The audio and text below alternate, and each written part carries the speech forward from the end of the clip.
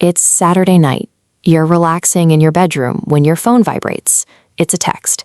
Hey, we're all meeting at that new downtown spot. Super packed, but the vibe is amazing. Almost immediately, you feel a sense of dread. This reaction stems from a subconscious cost-benefit analysis. Your brain calculates the energy required to navigate that specific environment and decides the vibe isn't worth the resulting exhaustion. Social expectations often categorize this hesitation as a personality flaw or a lack of interest. In reality, the reaction is rooted in a physiological difference in how you perceive your surroundings. Your brain processes the world through a more complex lens than those around you. You are navigating the room with a neurological system that operates at a higher data rate. This sensitivity creates an IMAX-level experience you never requested. While others perceive a crowd as a single blurry vibe, your brain is processing the individual movements, sounds, and shifts of every person in the room. A typical brain uses a neurological filter to delete about 90%. This constant influx of data pushes the nervous system to its limit. Simply existing in a standard public space requires a massive amount of internal energy that most people never have to expend. Beyond the physical environment, you are also managing a heavy social processing load. Your brain acts as a lie detector, constantly translating the real body language and energy hidden beneath the polite social masks people wear in public.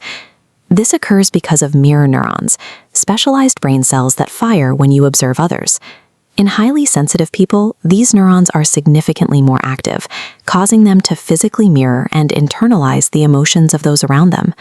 In a crowd, you are effectively downloading the stress, anxiety, and excitement of hundreds of strangers simultaneously. Your nervous system attempts to manage this massive emotional data transfer while simultaneously maintaining your basic physical functions. The exhaustion felt after a brief social event is the biological cost of decoding an entire room's emotional subtext. It is the result of a brain working through a volume of data that others aren't even aware of.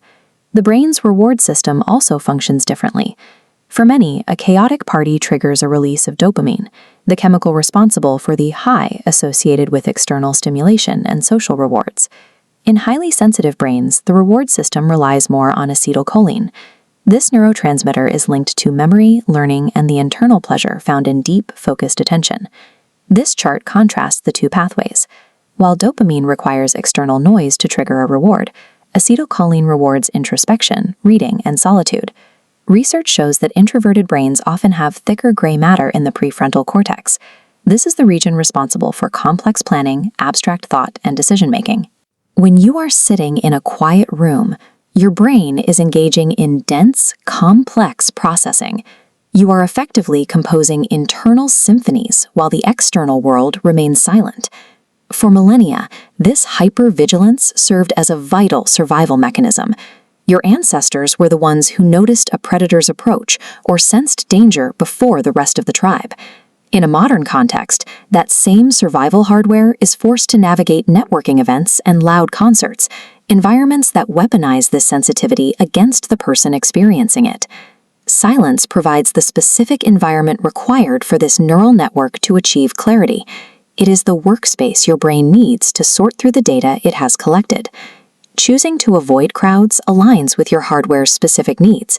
It is a recognition of the mismatch between an evolutionary survival tool and a noisy world. The question, "Why don't you go out more?" assumes that surface-level social events are the universal standard for a good time, but your brain experiences small talk like chewing on cardboard, while everyone else acts like it's a 5-star meal. This preference for substance over performance reflects a nervous system that craves depth. You would rather have one honest conversation at midnight than a dozen superficial exchanges at a crowded venue. Finding comfort in solitude is a form of liberation. It allows you to access the loudest truths that only emerge in the quietest rooms. Your brain was built for depth in a world optimized for noise.